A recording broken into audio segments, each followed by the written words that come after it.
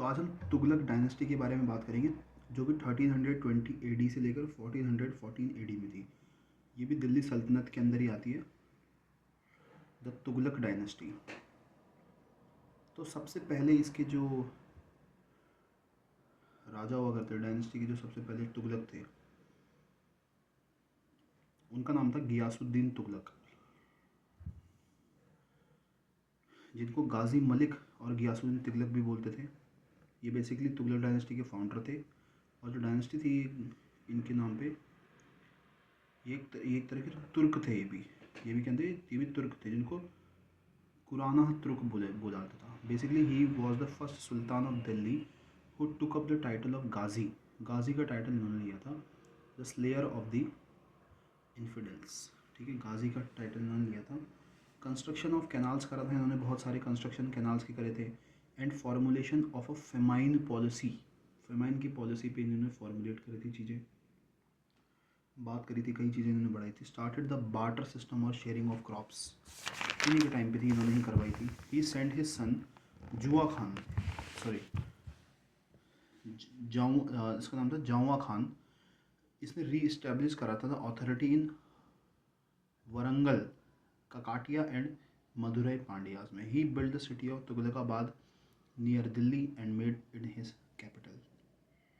सूफी saint जैसे कि शेख निज़ाम उद दिन औलिया said Delhi was far away in regard to him.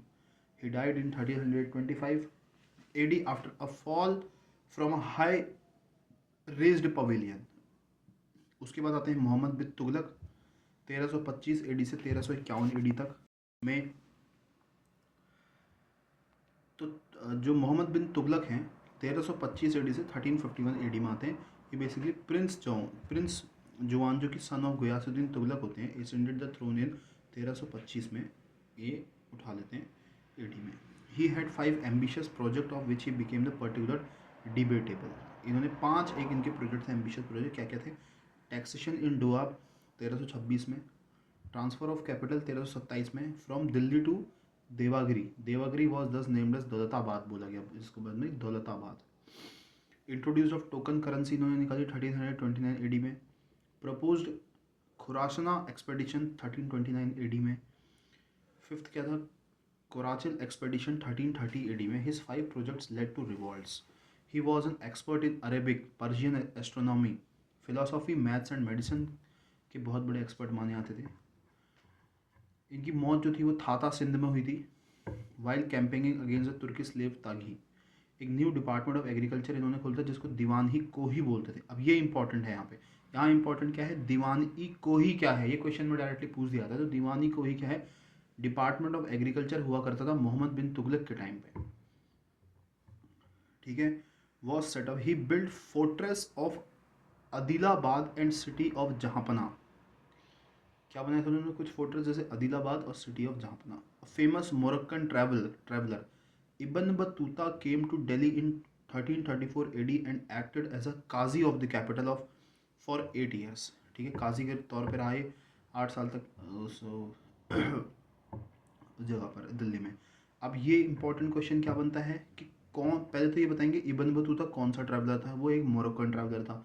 और ये पूछ देगा कौन सा फेमस मोरक्कन ट्रैवलर जो था वो दिल्ली आया था, तो उसका नाम था इब्न बतूता। तो कई तरह के क्वेश्चन बन सकता है। Which Moroccan traveller came to Delhi at the time of Mohammad bin Tughlaq? तो था इब्न बतूता।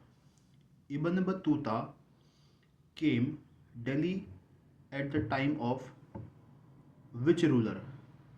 सीधा पूछ देगा मोहम्मद बिन तुगलक के टाइम पे आया था। तो क्वेश्चंस बहुत तरीके से बनाओगे तो अपने आप पता लग जाएगा।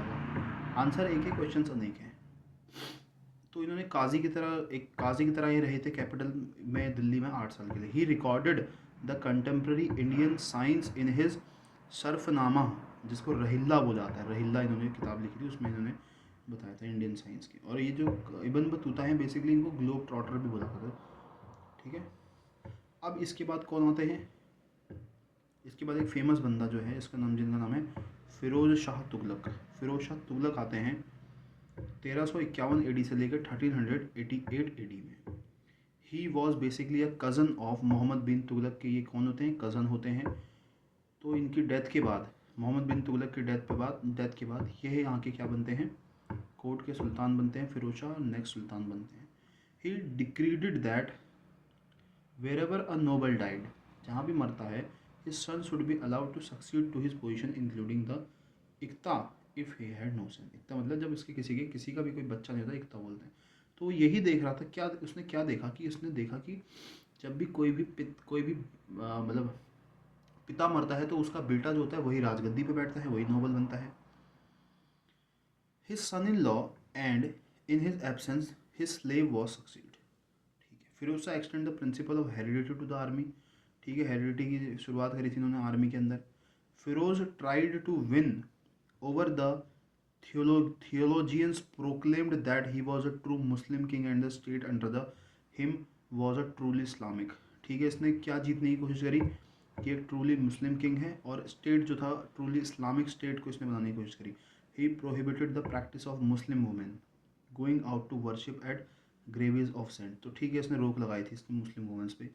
It was during the time of Firoza. अब इम्पोर्टेंट क्वेश्चन ये है कि ये जिजिया टैक्स लगता था। जिजिया टैक्स लगाते थे किस पे? ये लगता था बेसिकली फिरोज शाह तुगलक के टाइम पे। अब फिरोज शाह क्यों लगाता था ये टैक्स लगाता था? Firoz Shah refuse to exempt the Brahmanas for payment of jizya, यानी कि ब्राह्मणों से एक जिजिया टैक्स लिया करता था। ठीक है, ये इंपॉर्टेंट है question. 4 kind of taxes basically इसने निकालते by the Quran were imposed.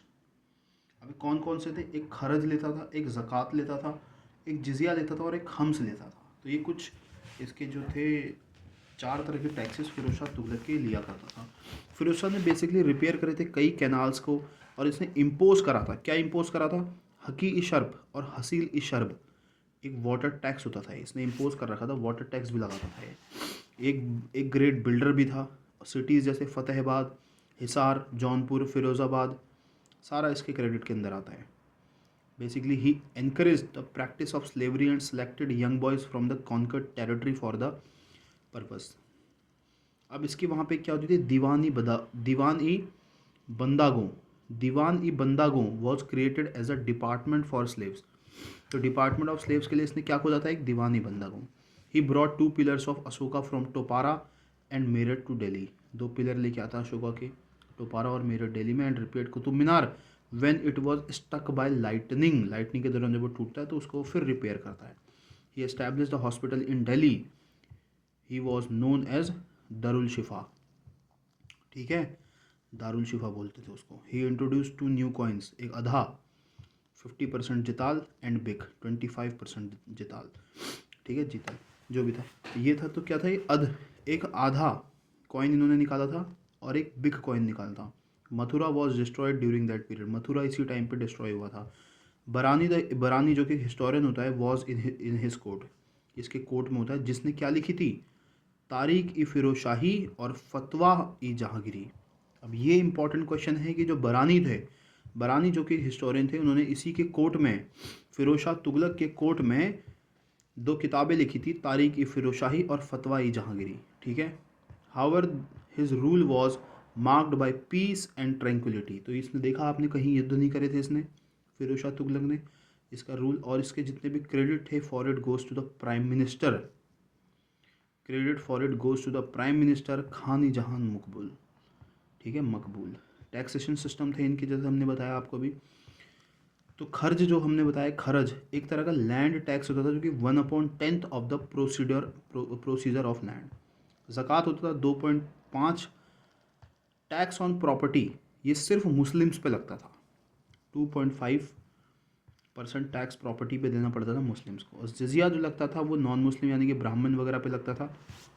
और एक लगता था खम्स जो कि 1/6 of the body capture during war. अच्छा, बूटी कैप्चर ड्यूरिंग वॉर।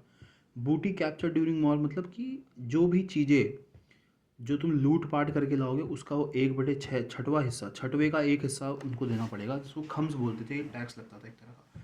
अब फिरोज शाह तुगलक के बाद 1388 से लेके 1414 तक, फिरोज शाह तुगलक के बाद गयासुद्दीन तुगलक शाह आता है।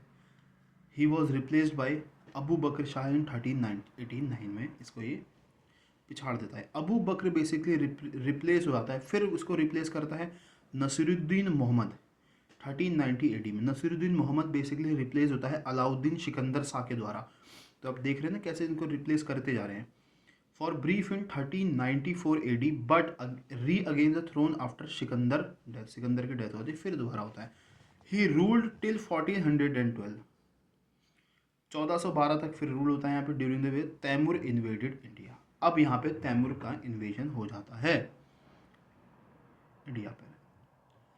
तो तैमूर बेसिकली तैमूर लेम जो बोलते हैं, एक तुर्किश चीफ था, invaded India in 1398 during reign of Mohammad Shah Tughlaq के टाइम पे।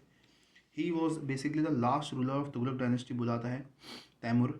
Taimur return to Central Asia leaving a nominee named Khizr Khan to rule in Punjab. Khizr Khan के नाम पे क्या करता है, पंजाब में रूल करता है। तो ये हमारी कहानी थी कुछ